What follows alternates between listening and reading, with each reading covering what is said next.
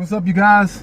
I posted some clips on Instagram because I wanted to have a couple of illustrations regarding what I want to touch on in this video, and I'll also post some video of me working out with some of my corporate clients so that you'll have some further visual representation. And I'm making this video because I find that a lot of people are hindering their progress in the gym because they don't approach it with the right mindset in terms of what they're trying to accomplish in the gym. So what ends up happening is you get to these development plateaus, and so you keep working out, you keep adding weight, you keep doing stuff, and you find that you're not making significant improvements or continuing to improve as far as seeing more tone, more definition, all of those things. Maybe your body composition isn't changing as much. And yes, a lot of that has to do with the other factors that, you know, like sleeping and eating and nutrition and cardio and all those things. But I'm talking specifically about during your workouts and approaching them with the right mindset to make you successful.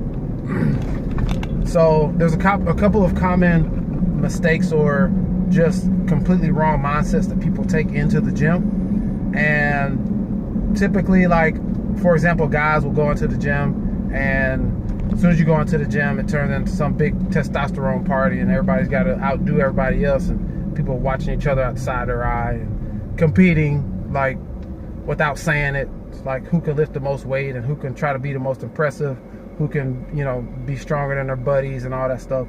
And people don't focus on the technique and the accurate weight for their current muscular development and strength table.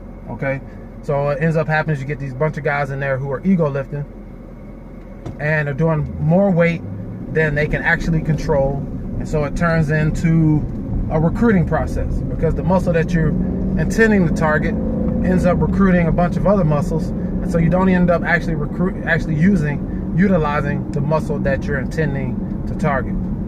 And ladies, a lot of people go into, and especially like more of the high intensity compound lifting type scenarios like CrossFit and even my studio, I seem to find this happening more often than I would like. You get into kind of zoning out where you just want to get as many reps, get the work in as quickly as possible so you can, you know, there becomes like this subtle competition of who can do it the fastest versus who can do it the best. And there are certain exercises that are meant to be done fast and some are not. When you're lifting weights, it's not meant to be done super fast. That's why you have like pause reps and slow negatives and things like that, because you really want to keep the time under tension at a good level, like 25-30 seconds per set. And to do that, if you're only doing 10-12 reps, you got to be moving fairly slow. You got to be controlling that weight for a good amount of time.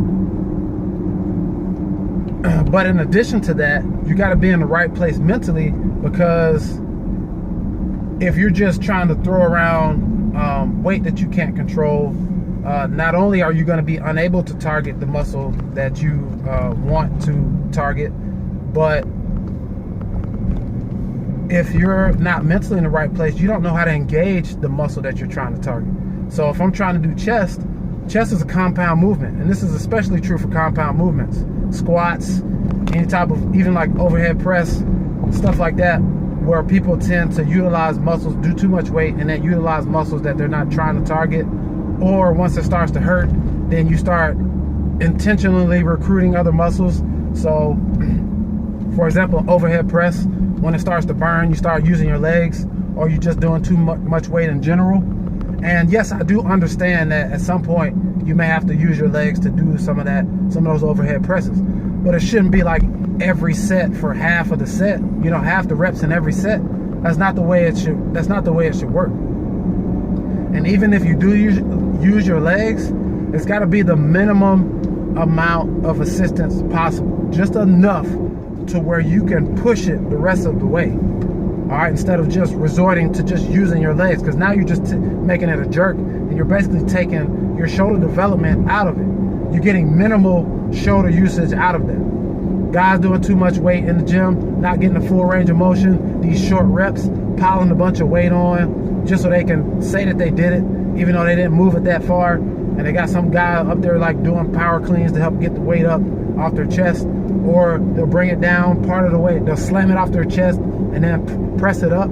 The concentric motion, the releasing or lowering of the weight is just as important as, the eccentric motion is just as important as the concentric motion, where you're contracting the muscle to move the weight. When you're releasing that weight, that is just as important. So it needs to be done smoothly and under control, not bouncing off your chest all the time. Yes, I do understand those last couple reps, you may need to do that when you're going to absolute fatigue, but that can't be every set, or you're not developing your chest. You may develop your overall strength, but you're not going to develop your chest, period.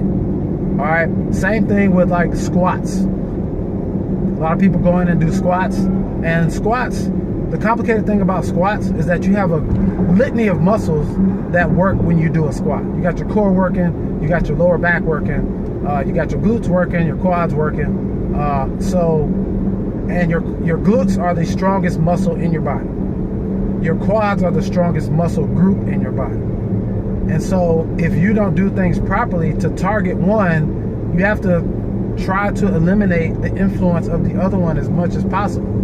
And yes, you can work both at the same time, but when you're really trying to target one of those muscle groups with a particular exercise, particularly squats, you've got to be mentally connected to that muscle. That's where mind muscle connection comes in. You got to be mentally connected to that specific muscle so that you can like really engage that muscle to actually move the weight.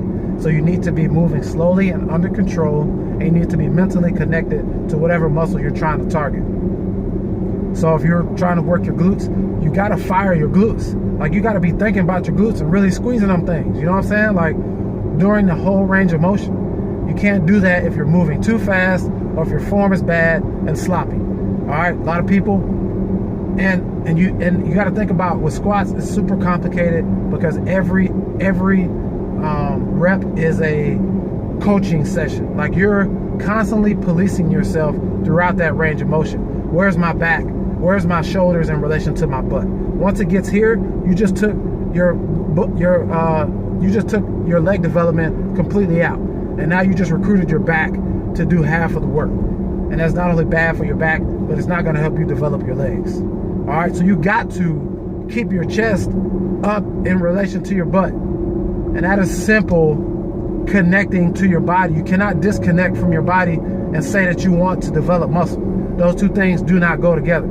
So it's mentally engaging each and every muscle, each muscle that you're trying to target. And when it's compound lifts, it becomes that much more important that you engage the muscle that you're trying to target so that you don't recruit the other muscles, and you isolate that muscle as much as possible, even though it's a compound lift. The other muscles are just stabilizing accessory muscles. All right, because doing your chest or doing your legs, you got so many muscles working together at the same time. If you intend to target one, you've got to be specific in how you approach that. All right, so I just wanted to clarify that because a lot of people just go in and just mentally just trying to get through the workout, trying to go super fast, doing too many reps, too fast, too much weight, and you're not seeing, if you've got to that point where you've plateaued and you're not seeing the muscle development that you want to see, there's a reason for that. And there's probably multiple reasons for that. But one of the big reasons is that you aren't engaging the muscle that you want to engage. Even something as simple as curls. When you get to bobbing and weaving, you see guys doing pull-ups and they're yanking all over the place, particularly like CrossFit pull-ups with kipping and doing all that stuff. Or even like seated cable rolls. You see people rocking back and forth. You're not getting to the back muscles that you're trying to target. You're using momentum in your lower back. You're not developing your muscles. You've got to pause and control that motion the entire time. And you may have to lower the weight in order to do so. So keep that in mind. Sometimes it's okay to lower the weight so that you can control the weight. All right, guys, see you in the next video. Peace out.